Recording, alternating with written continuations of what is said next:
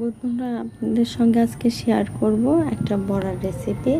এই যে আমি মসুরের ডাউল বেটে নিয়েছি, এখানে আছে হাড়বাকসের পাতা, গন্ধভাদালের পাতা, পেঁয়াজ, মরিচ, রসুন বেটে দিয়েছি একটু। এই যে এখন বৃষ্টির দিন, এই সময় সবারই ঠান্ডা কাশি লাগে, এই বড়াটা অনেক উপকারী। এবার এই যে কড়াইয়ে তেল দিয়ে দিয়েছি, এবার এটা ভালোভাবে মাখিয়ে নিয়ে এই যে মাখিয়ে নিয়েছি, এবার একে একে তেলের উপরে ছেড়ে দেব। এটা কিন্তু ঠান্ডা কাশির জন্য অনেক ভালো, উপকারী। যাদের ঠান্ডা কাশি অনেক দিন ধরে হয়ে আছে তারা অবশ্যই খেয়ে দেখবেন অনেক ভালো লাগবে। এই যে বড়াগুলো হয়ে গেছে, এবার উঠিয়ে নেব।